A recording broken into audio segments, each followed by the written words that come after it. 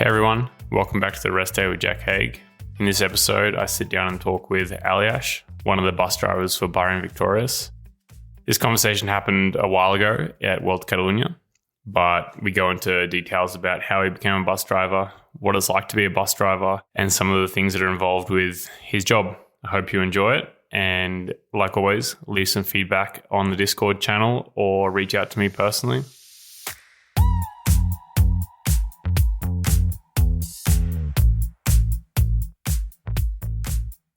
I've sat down to have a bit of a chat with Elias, the bus driver for Bahrain-Victorious, and we're at World Catalunya at the moment. Now, you're pretty young. How old are you? 23. You were riding as a continental rider for Adria? Yeah, till 2021, and I stopped in the middle of the season, yeah. And Adria Mobile has a connection with Milan Ozren, who's the general manager of the team, right? Yeah, he was many years back. He was main sport director in this Adria Mobile. Then he went to Bahrain, and after that, slowly the team started. But I guess the step back further, both you are Slovenian. Yeah. You kind of know each other, and you being in cycling, and we live in. He's also from Novo Mesto, like me, so yeah, we know each other. And when you stopped being a cyclist with Adria, did you think about becoming a bus driver? No, I mean, honestly, I never had a wish to drive the bus. When I stopped, I started driving at trucks, but then after 2 years, one day Milan called me and said, you have bus license? I said, no. I mean, I never wanted to drive a bus with 50 people inside. I don't know why, but then, yeah, I made this license, and this is like totally different type of work, like to drive a bus, normal bus. And now I'm doing this like last year was my first season. Because your family has a truck business. Yeah, and we have that's how you trucks got at into home, yeah, but I don't know. I like these big vehicles. From my young age, I was always with my father and my uncle with the trucks and everything. So, I don't know, I like that type of work. What was the hardest thing to learn when you first came to join the team? Because you joined the team in December camp, right? Which we do in... Yeah, just to meet the team last 2022. Yeah. And the hardest, I don't know, every beginning is hard, but when you get used to things, like, it's different because you drive to some mountaintop finishes, all these hotels, parkings and all, and this job is not just the driving, it also to tidy everything up, to have everything prepared for the riders, to have full, fridges, food, all the other things, but yeah.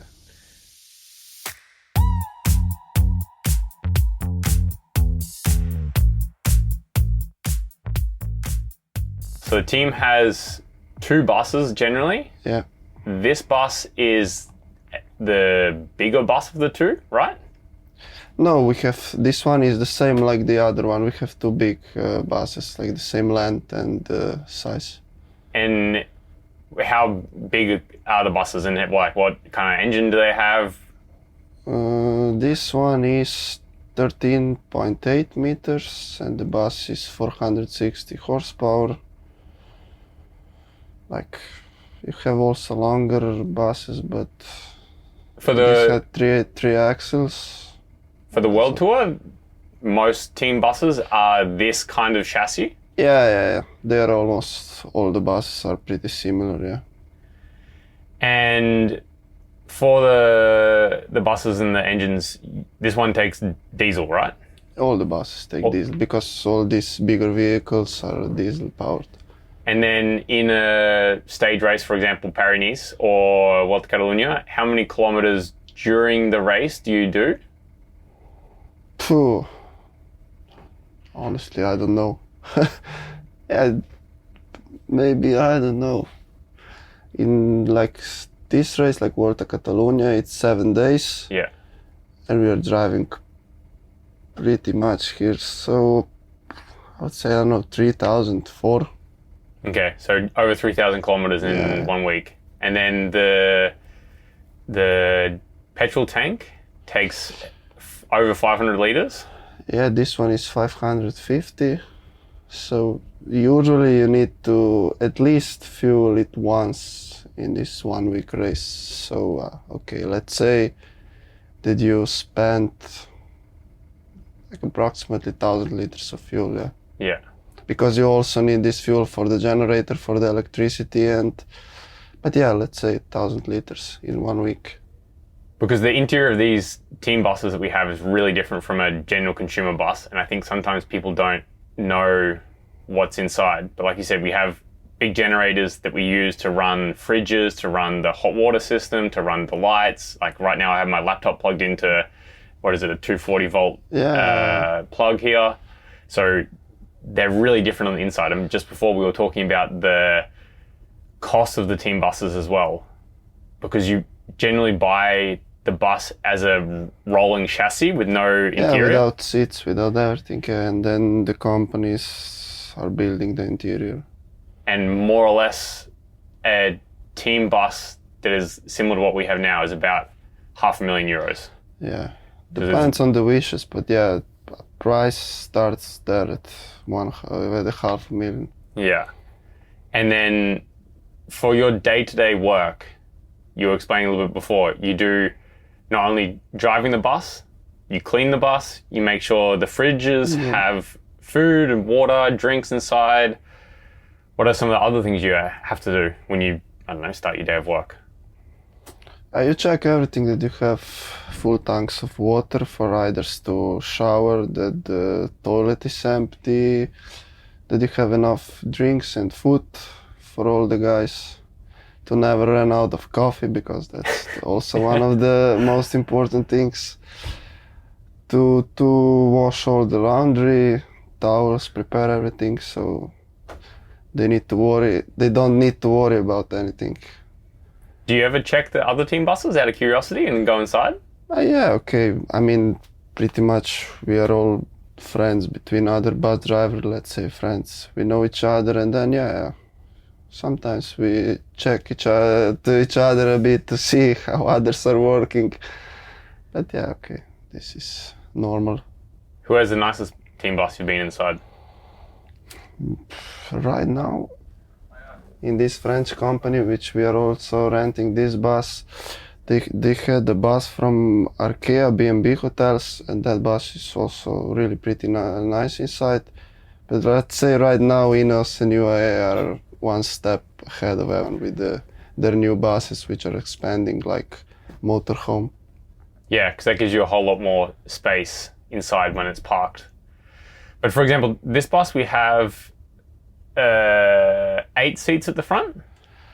Yeah, because in the old types were 9, because also in the Grand Tours were 9 riders, but now the new rule, when it's only 8 riders on the Grand Tours, the newer buses have only 8 seats. I don't know for the others right now, but yeah, that one have 8.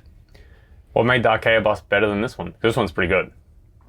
Yeah, it's the similar type, but with all the lights and special details, it made it special, and it's new. They just rebuilt it, I think so, and it's nice, the interior design. And in the team, is this considered your bus, and then the other bus is considered the other bus driver Yuri's bus, or do you share the buses, or do you generally just drive this one?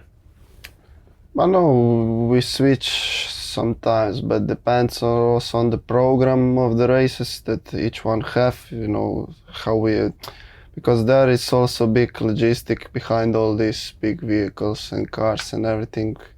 You have to move them all the time across the Europe, and you also need to calculate all the expenses. So I don't know, for example, I went with this bus on Paris-Nice and then leave it in Nice and then go to Catalonia, because and he have Belgian program, so he went to Belgium, and you cannot really switch these things all the time. So right now, I'm driving this one and he's with the other, but I don't know, maybe for the Giro we switch again, and it's like this from month to month. Do you do the logistics, or is someone else in the team? No. Because, yeah, like you said, between the races, our service course is in Slovenia. Yeah, now service course is also, if you look from the other perspective, service course is in Slovenia, in Novo Mesto. And right now from here you have, I don't know, almost 1,800 kilometers to service course. So to constantly drive it there and back, you spend so much that... Because at the end of Paris, it was kind of weird. We just parked the kitchen truck and the bus in the final hotel, and then you went home and then came back like 4 or 5 days later, then drove it from Nice to almost Girona, Barcelona. And then the bus will stay in Barcelona again after Vuelta a Catalunya to then drive across to like San Sebastian for País Vasco instead of it going back to the service course. So it'll be, what, almost 2-3 months before it goes back to... Because also for the staff, if I want to go back to service course, I also lose 2 or 3 days and then again back and I lose 1 week. Just driving the bus? Yeah, if I fly home, I'm then 1 week at home, and in the middle of the season, 1 week at home can mean a lot. Yeah.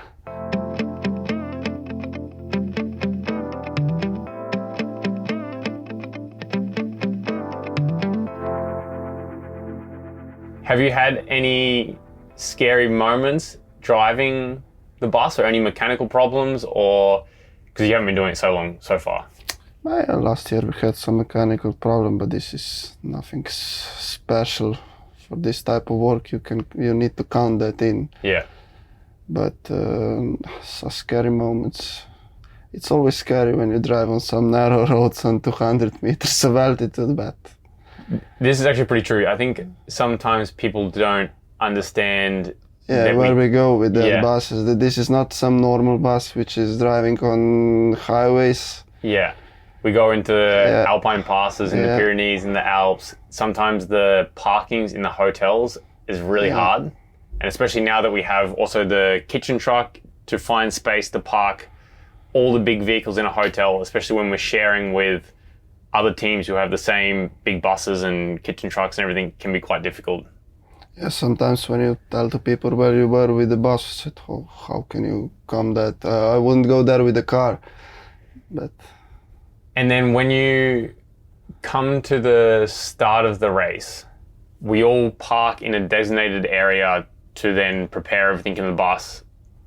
Is it just whenever you arrive determines on where you park at the start, or is there like some kind of order within the bus drivers that you're like, well, UAE is always first, or this? It's just, or it's no, it's just usually depends on the order of the team presentation, because the sport director calculated time.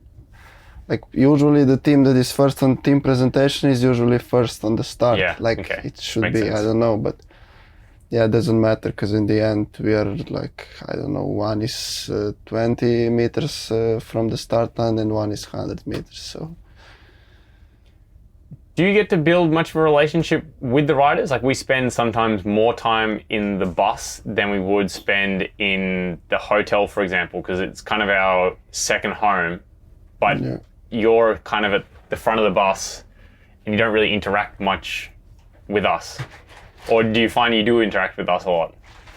I mean, I also want to leave some personal space for you guys, and also when I'm driving, I cannot entertain or something. I mean, it's also different, but I try to make everything that you feel like this is your second home on the race. And okay, depends also on the mood you guys are. Sometimes if the day is good, you're also all happy and we communicate, but if you're in a bad mood and something, I'd rather leave everybody alone and not.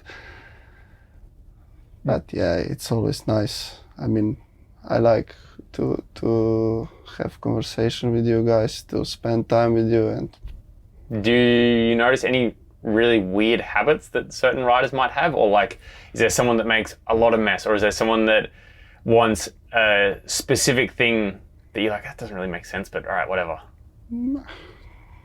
This team, I don't know, maybe some young guys that they just arrived, they don't know, and they make a mess like around the seat, and then I tell them, look, this is not because of me, it's because of you, but Because imagine if you fall or something, you go to hospital. If you have your backpack sorted out, I can just put your backpack in the car with doctor, and if you have everything on the floor, yeah, okay, you will get your backpack in the hospital without phone, without wallet, without everything, and it's your fault. And then usually then everybody have tied it and everything prepared. Look, it's not just the hospital scenario, but just also the image and everything. If any sponsors or some guests come on the race and at the finish line they came in the hotel and everything is like a bomb would fall in the bus, that's also not a good image for the team. That's a good point, actually. The team bus, while we are racing, is sometimes used as a bit of a hospitality area for if we have some main races, like some monuments or something, but that's not usual. Yeah, but then we might have, for example, the general manager, or we might have the boss of a company that sponsors the team, and they come and sit on the bus to watch the races because we have the TVs in the bus. Do you need to do anything special when you're entertaining those guests, or are you told about it and you need to prepare something, or they just come onto the bus and then make a coffee and sit down? Yeah, just chat with them, maybe make them a coffee, but usually there is also our team manager or general manager to communicate with them and to entertain them. I mean, entertain. Yeah, just to look after them. Yeah.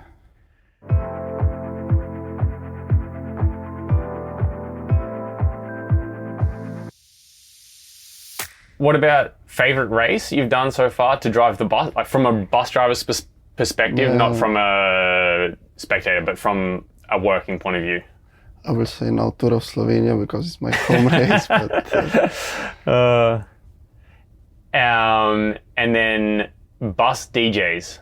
Now, sometimes we have a big portable speaker on the bus, or do we play the music through the bus speakers? And then generally, who is the best bus DJ? Best bus DJ, without pause for sure. Yeah, no, he's pretty good.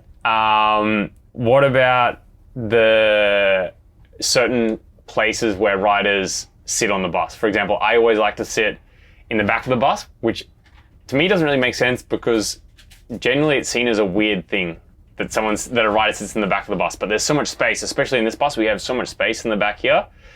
And then certain riders at the beginning of the race generally choose which seat they want to sit at, and then they don't change. And do you notice certain riders always take the same seat? Yeah, I know. I know for all these like older guys where they want to sit, and for all the others sometimes I ask where do you want, but for all the main guys like you, Damjanov out, last year Mikel, I know for them which seat they prefer, and that needs to be their seat otherwise. Yeah. All right. Well, I think that's about it, unless you have anything else interesting to add or any stories from on the road or any weird things that have happened while you've been a bus driver. Every day is a new challenge, for yourself. But no, nothing scary. All right. Well, thanks for the chat. Thanks to you. If someone has any more questions, we can find time to ask Elias again. No problem. Whenever you want.